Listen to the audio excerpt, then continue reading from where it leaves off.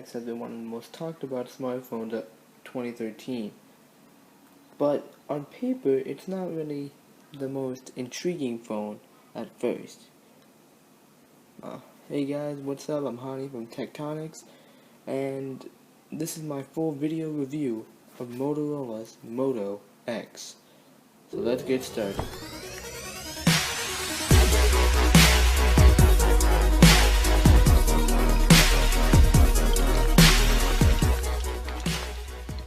Paper, the Moto X doesn't seem like the most high-end smartphone, but in reality, this phone is actually one of the most talked about smartphones of 2013. I mean, it has such a unique look and feel that it's just hard to not pick this phone, although it's not that good looking on paper. So for this review, we'll be doing this in 3 parts. First, design, hardware, and overall usage. Alright, so now let's start with design. The design of the Moto X is very unique. It has a flat screen right here, a flat screen at the front. You know, it's very minimalistic with just the speaker, the front-facing camera, the microphone, and just the actual screen itself. On the sides, you know, you just see the power button, the volume rocker. Top is the headphone jack. On the bottom, it's the USB port. But really, the part of the design that's really nice about this phone is the way it feels. It has this nice curve at the back that just feels really nice in the hand, and while also having this nice dimple, which is really nice to rest your finger on when you're talking on the phone. So the design is very nice on this phone. It's hard to believe. Also, this phone is very compact, considering that this phone supports a 4.7-inch display. Yes, I said it, a 4.7-inch display. It's very hard to believe, considering it's almost the same size as an iPhone. So that goes to show how much work Motorola has put into this phone to make it very compact, to make it very unique and different from most smartphones out there. Speaking of the display, let's talk hardware. Alright, the Moto X, as I said before, is not really the best phone on paper. It's more about its performance, but let's talk about it. The specs of the Moto X are as such. It has a 1.7 GHz dual-core Snapdragon S4 Pro CPU. It has a 4.7-inch 720p HD display, and I should mention this is also an AMOLED display, so the colors are very nice and saturated on this phone. As you can see, this phone also has a 2200 mAh battery.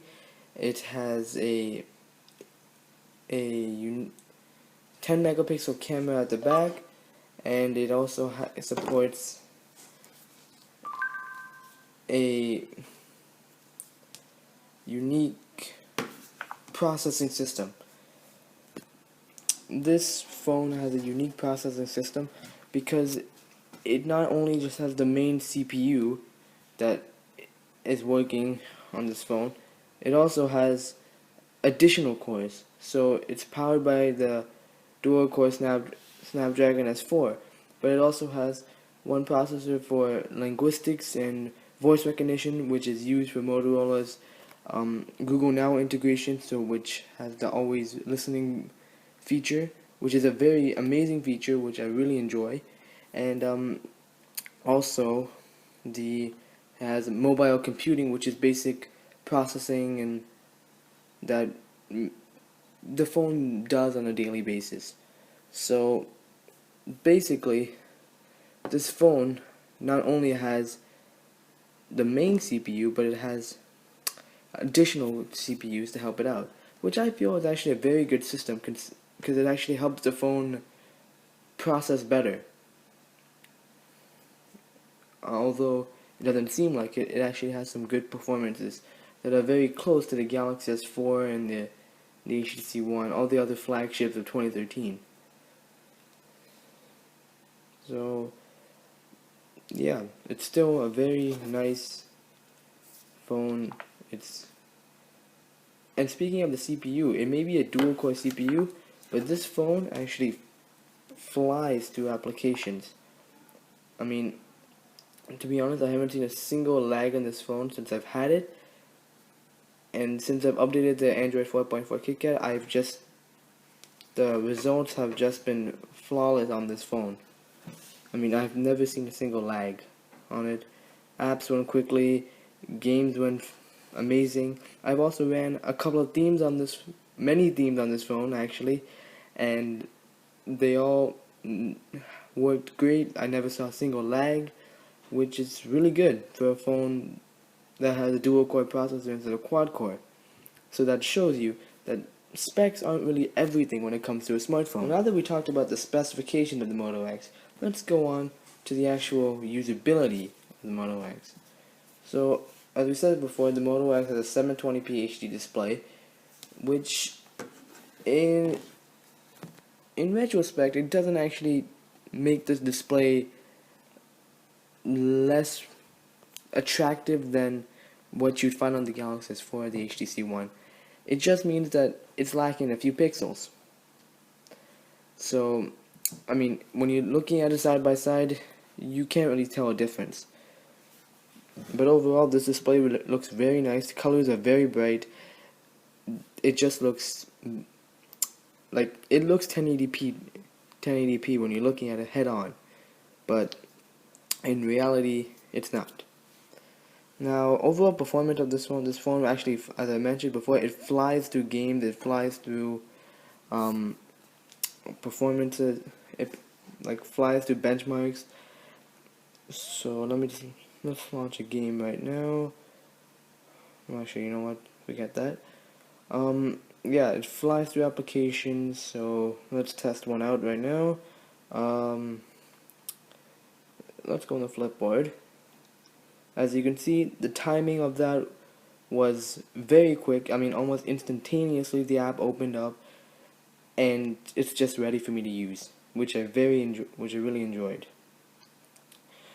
Another thing that's really great about this phone is the software enhancements Motorola has done to this phone. I mean, Motorola didn't make this phone hugely dense with features. Like the Galaxy S4 has like so many features that I can't even remember half of them. But Motorola has made this phone more of the experience, not of the features and the specifications. So one of the features Motorola has added to this phone was, as you saw before, it's called active display. So basically, if your phone is flat on the surface like this, and for example you get a notification, if you turn over the phone, the notification will appear as a pop-up like that, and you'll be able to either go into that notification or just straight unlock the phone. I find this a very useful feature because it saves time from holding the power button and unlocking the phone, swiping down, and just getting to the message. Whereas if you are using this feature, you just have to, it's a quick hold, swipe up, you're inside the app. Another feature of the Moto X is this always listening feature, which integrates Google Now, along with that linguistics processor that I actually talked about earlier. So basically, it means Google Now is always listening for a key phrase. So every time you say that key phrase, it will launch Google Now. So let's try it. Okay, Google Now. What's the weather like today in Vaughan, Ontario? What's the weather? Oh, sorry. Today's forecast for Vaughan is 11 degrees and partly cloudy. As you can see, it's very fast, very quick. I mean, Google Now has also a lot of functions that, like, I can send a message. Okay, Google Now. Text message 647.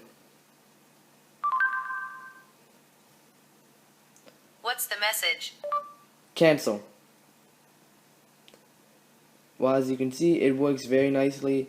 Google Now is very responsive with this, and I find this feature very useful because it not only allows you to interact with your phone in another way, it also allows you to, it actually saves you time from opening up an app. So basically you can just say what you want to do and Google Now will do it for you. And I find this really helpful when doing homework or doing a bit of research. I mean, you can just say what you want Google to find, and it will find it for you. So it's a very useful feature that I really enjoy on this phone. Hey guys, overall the Moto X is actually a very amazing phone. This phone, as I said before, is not the best on paper, but it flies through benchmarks. It just competes with the Galaxy S4 and the HTC One, especially at that $400 price point. It's hard to beat, especially because you're getting a pretty high-end phone. Considering this was made with Motorola and Google, I cannot doubt that Google has had a saying in this phone. I mean, this phone is very well designed, well crafted, and it followed Motorola's theme that it's not about the specifications, it's more about the experience, which I feel Motorola has accomplished with this phone. So overall, this phone, I'd give it an 8.5 out of 10 because this phone, as I said before, is not the best of specifications. Although specs aren't everything, but they do make a difference in the phone's processing and stuff, which I feel is pretty important. But overall, this phone is very nice. Also, the camera could use a little bit of work. It's not the best camera, but what can you do? At that price point, you're still getting a fairly decent camera, and in my opinion, it's worth the money to spend on this phone.